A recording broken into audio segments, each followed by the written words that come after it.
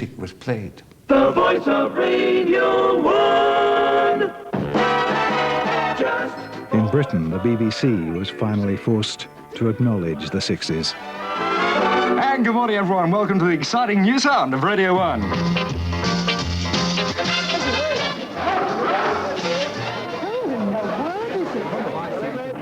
He was rapidly becoming part of the rock establishment. But increasingly, Hendrix concerts were attended not by peace, but by violence. In Zurich, riot police beat fans with batons. Hendrix felt trapped by people's expectations. And they're going to sing for you now the song that absolutely made them in this country. And I love to hear them sing it. Hey Joe. Fans wanted the same old songs. We'd like to stop playing this rubbish and dedicate a song to the Cream. The band unwound in Mallorca. The jollity was rather forced. The Inland Revenue was chasing them for tax on their presumably monumental earnings, up to $100,000 per concert.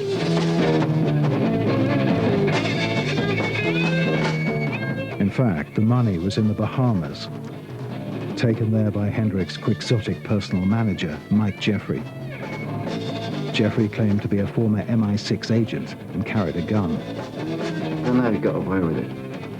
What, he wore a Beretta? He had a shoe. On this person? Yeah. Yeah.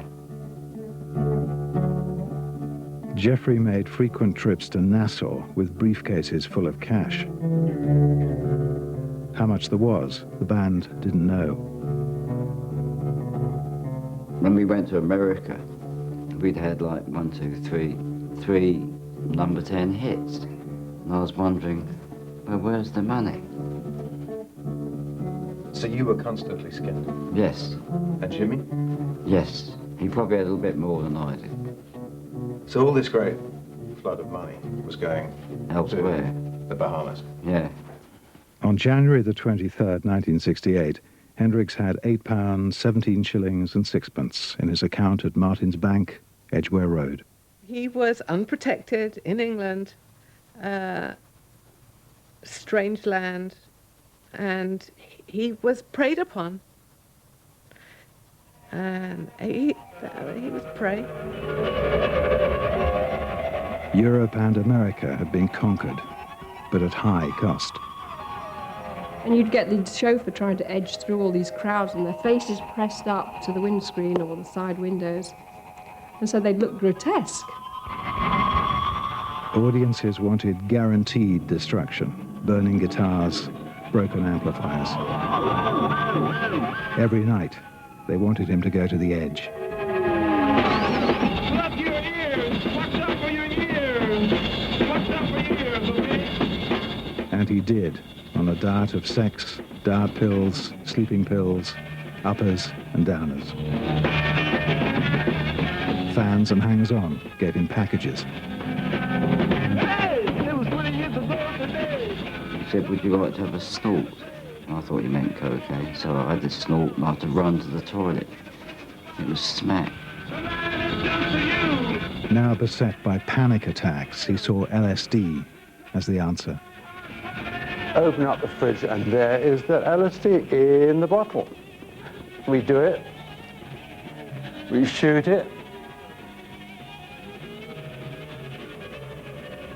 I say 1 drop or 2 is enough. He goes like this, and he goes, ah! Is that enough? He goes again. Is that enough? Oh, man. Now I know. You know how outrageous we were doing. The guy was so certain that we were okay, regardless how dangerous it was. Wherever he went in America, Hendrix was surrounded by people who claimed to be his friend. And a lot of people knew that if they got him to yield to certain drugs, that they would have a certain influence in his life. In New York, he was conveyed by limousine to the expensive Pierre Hotel. Once, he could barely afford the subway fare. One day, while I was at the Pierre Hotel, this guy comes along who looked like Columbo, and he sort of limped in and he sat down and he put this bag down at the side of the chair, and it gaped open at the top. And the bag was absolutely full of packets of white powder, big packets of white powder. And on the top was a gun. And I'd never seen a gun before, ever. But I knew it was a real one. I didn't think that it was a toy gun, and I knew it was a real one. It was a big, heavy gun. And I think that was it. That was the turning point. Seeing that gun was the turning point. I thought, wow. I was frightened. And it was at that point that I decided that, I'd had enough and I wanted to get back to England, where I felt safe.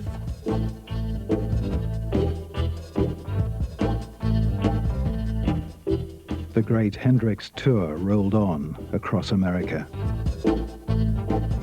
Hendrix craved to play new material, but audiences didn't want to hear it. Sometimes he'd turn his back on them or walk off stage. He couldn't repeat that particular type of musical energy that he had. He couldn't just bring that up at will. Up until a certain point in time, it had just been coming out anyway. And then somehow it peaked and he was on some sort of plateau. And everyone was calling him God. And everyone was calling him God, and everyone was asking him to do this thing on cue. He wrote to Reading, apologizing for being so moody. Just saying he's going through all these changes and he's terribly sorry and he loves us all and we should carry on with our music, and he apologizes and all that sort of stuff. The letter ended, "Please help me as I would love to help you." He became angry if Reading got a woman he wanted. He attacked a few young ladies in LA with bricks and stuff like that. One of them, because she came to my room, not his room. And we heard this screaming and he'd gone chasing her and batter, batter, batter. In Los Angeles, Eric Burden also says he saw Hendrix attack 2 women. And there was 2 black bodyguards were standing by watching as he was wading into these girls. And here was the beginning of the end. Arriving in Toronto, Hendrix's bag was searched by customs. I was standing beside him, actually. They opened up his airline case and there was a packet of white powder on top of it. And it was smack. He claimed that someone else put the heroin in his bag, and the jury believed him. In 1969, he disappeared to upstate New York, where a huge estate near Woodstock had been rented for him. It had room to breathe and horses to ride. He had visions of a new kind of music he'd play at the Woodstock Festival.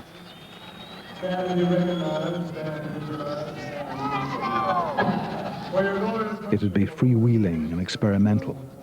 He had a new bass player. Noel Redding was out. Then I sort of found out through a guy in the office that I'd been asking too many questions about where all the money is and everything, and Hendrix had been advised to get somebody else and just employ them, which was Billy Cox. At Woodstock, Hendrix went on stage without him.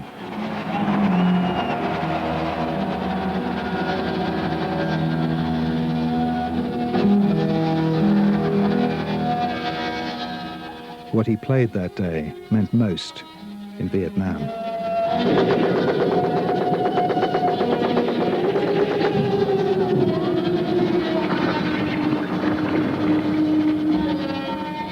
When you mention it,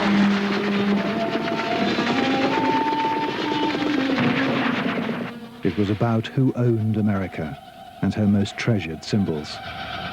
Especially for those that knew what the war was about and didn't want to be there, that it made them feel that they were still part of America. When they heard Jimi Hendrix play the Star-Spangled Banner in the manner that he did, I think that they still felt like they had a vested interest in the country instead of just the generals and the warmongers. As he toured America, Hendrix had seen young men on their way to Vietnam. No longer did he believe in the war. He was now one of the most potent images of the age, Indian warrior, anti-war hero. You're considered... His personal manager, Mike Jeffrey, wanted to cash in. Hendrix wanted the opposite, to stay in the country and move on musically. One day, a black limousine pulled up. Inside were Jeffrey and two men with bulging jackets. You could see that the two men that were flanking Mike Jeffries, plus the driver, was armed. It was visible that they were armed. They were carrying guns. Jeffrey took Hendrix to talk in a bedroom. So after they went upstairs, the driver took a target out of the glove compartment of his limousine and put it on a tree and started firing his .38 into the tree. The bullets echoed round the valley. And that's meant to send a message to Jimmy. It was obvious that it was meant to send a message. Jeffrey got his way. Hendrix went back to New York to play at a club connected with the mafia. So they made him an offer he couldn't refuse? Correct. I'm not sure it was financial either. Milk the cow until it dies, you know, would be my phrase. At a concert in New York with his new band of gypsies, he walked off stage. He said it was the end of a fairy tale. Have you ever had a nervous breakdown? Yeah, about 3 of them since I've been in this group, since I've been in this business, you know. Really? Gee. 4 months before his 28th birthday, Hendrix flew back to Seattle for the last time. He went to see Freddie May Gautier.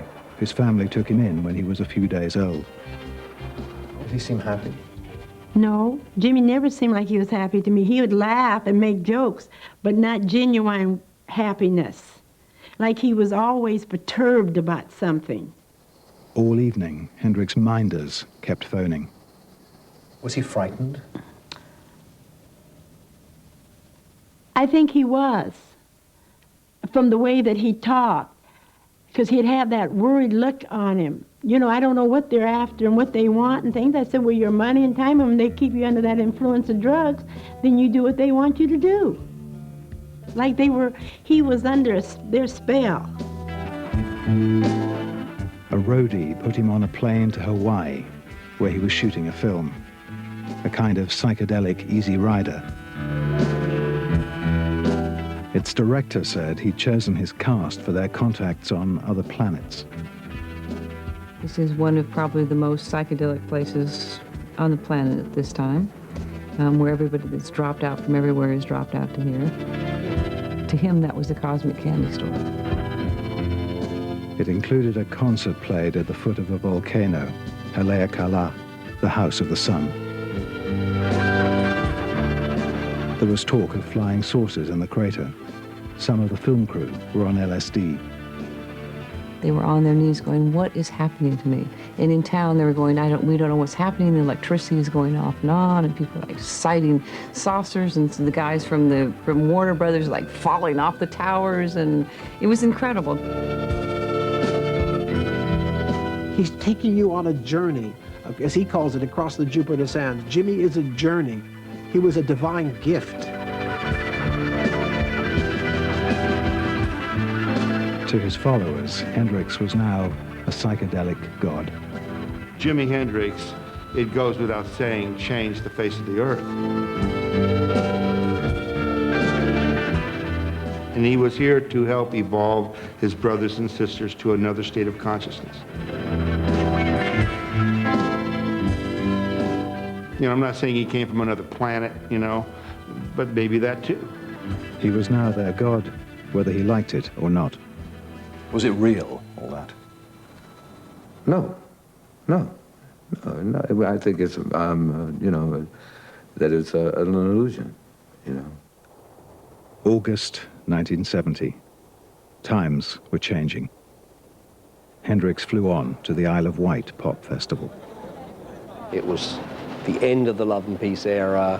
People broke down the fences. There was violence. It had run its course, the love and peace bit. The clock had ticked on. A Danish girlfriend was there. You could feel the bad vibrations. I mean, it's hard to tell vibrations, but you could feel there was something nasty going on. And when Jimmy got on stage, they booed him because he didn't do what they expected him to do. You know, all his gimmicks, you know, with putting fire to the guitar and whatever he used to do. Noel Redding's mother met him backstage.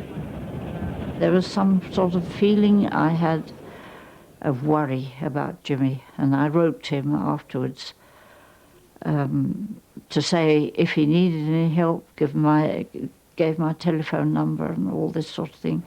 I just felt bothered. On September the 2nd, 1970, the band arrived in Denmark. Hendrix had a cold. He felt too feverish to do his concert. He was in a state, completely. I mean, he was staggering and mumbling, confused, and didn't want to do it, and he was out of it. Hendrix stopped the concert soon after it began. I mean, like he was out in space, you know, look, the ship's there, spaceship there, and he didn't make sense, you know. And he always said, I've been dead a long time, and he said some very funny things, and I think, I can't listen to this. Meaning he wasn't being new anymore, he wasn't being creative anymore. Yes. The tour continued to the German island of Fehmarn for the Festival of Love and Peace. There was nothing peaceful about Fehmarn. Hell's Angels set fire to the organizer's office. Love and peace were fading. In the States, the Black Panthers were sneering at Hendrix because his audiences were white. Even the weather was awful.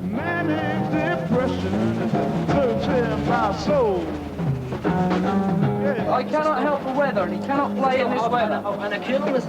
I cannot help the rain. He will not play in the rain. I will not let him play in the rain. We will play tomorrow morning. What time tomorrow morning?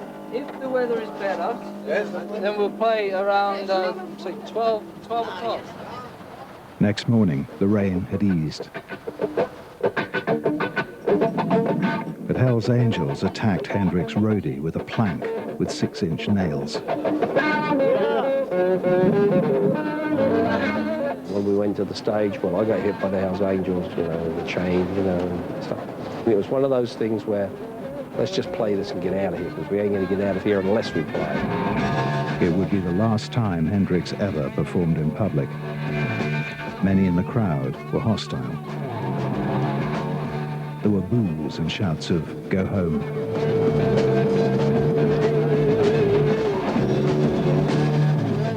It started to rain again. Fighting erupted close to the stage. There was still a few people grasping at the love and peace thing, but it was kind of over. Hendrix would be 28 in 2 months. He was lonely.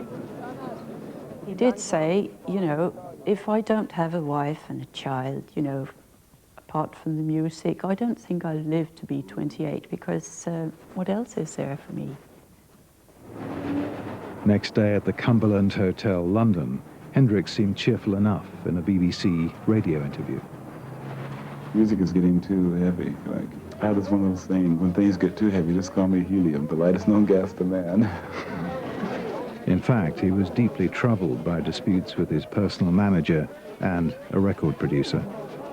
I had like a dream, you know, like I dreamed that there was a witch with white hair standing at a stove stirring in a pot, a cauldron, you call it. And she said, "This is for Jimmy." On the afternoon of September the 15th, a German girlfriend, Monica Dannemann, drove Hendrix to a small hotel in West London where she was staying. On the night of the 17th, he was supposed to play at a nightclub with Sly Stone, but never showed up. In the Russell Hotel at dawn, Eric Burton says he and his girlfriend, Elvinia Bridges, got a call from Dannemann. Saying, help, I can't wake Jimmy up. And I'm thinking, what's anybody want to wake Jimmy up for? You know, he never gets up till midday anyway. But she was frantic, and I told her to just walk him around, you know, coffee, splash some water in his face, you know. Sometime later, Dannemann called again to say that Hendrix was getting worse. he was throwing up, regurgitating in his sleep. I said, turn him over, turn him over. And I started to pull on my clothes and rush over to her place. Burden says he told Danneman to call an ambulance. I can't get an ambulance. There's this hashish in the place, and, you know, and I said, just forget that, just get an ambulance. And Alvinia was already on her way over there. At some stage, while Hendrix lay dying, drugs were apparently taken out of the room and hidden in the garden of the hotel. But at this point in time, I mean, I was going crazy. I already knew, I already felt that it was deadly. An ambulance wasn't finally called until 11:18 a.m. They took him to hospital, but it was too late. I immediately tried to help with the resuscitation. There was a monitor on which was dead. Hendrix had taken an unknown number of German sleeping pills prescribed for Danneman, powerful barbiturates. He'd also taken amphetamines. The nurse came out and said that they thought they'd saved him. Could he have been saved? Oh, no, I'm absolutely certain he couldn't have been saved, because certainly by the time I saw him, he wasn't savable. The record showed he'd drowned in his own gastric fluid. Large amounts of wine oozed from his stomach and lungs, though oddly, there was little alcohol in his blood. Then they came back and they said that he was gone. And I didn't believe them, because they had just said a few minutes ago that they thought they had him. So I insisted to see him. I saw his hand and that beautiful turquoise ring that I gave him there. I said to her, it's okay, he's gone. In the flat, Burden found what he at first thought was a suicide note.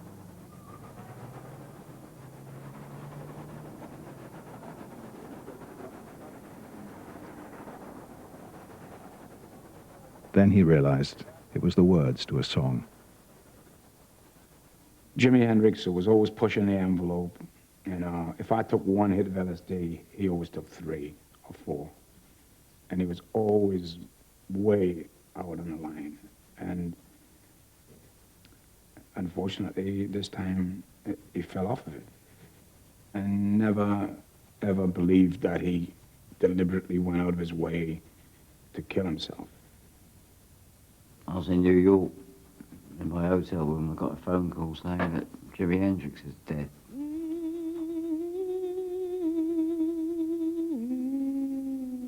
And then suddenly, like, there's all these women come to my room.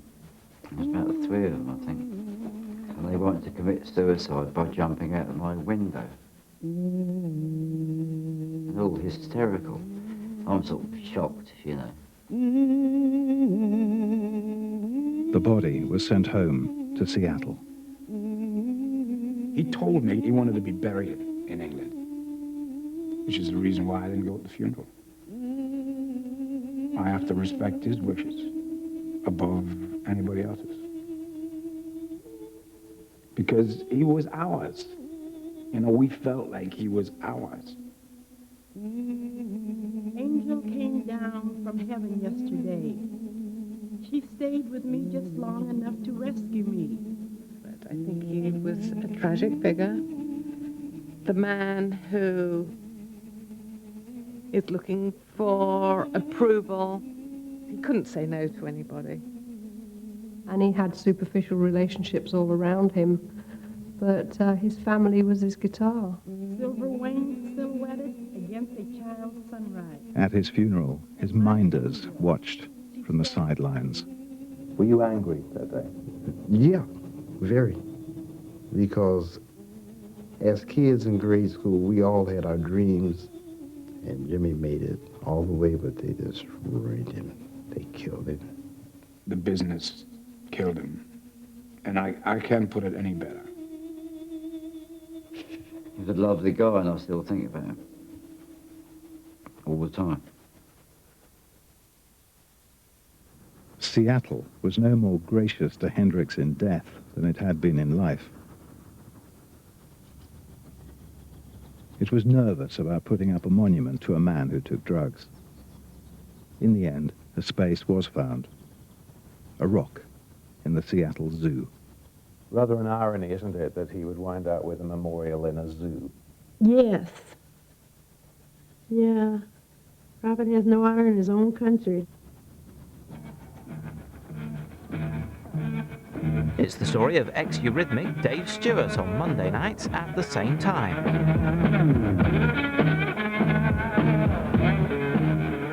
And there's a line from a movie where the replicant who has been created by the scientist goes to the scientist because he has to complete this job. And he says to the scientist, I just need more time. You got to give me more time. And the scientist says to the replicant, you can't have any more time.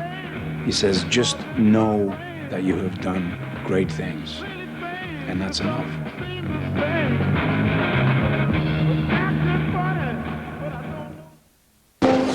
Next on BBC Prime, Vanity Fair.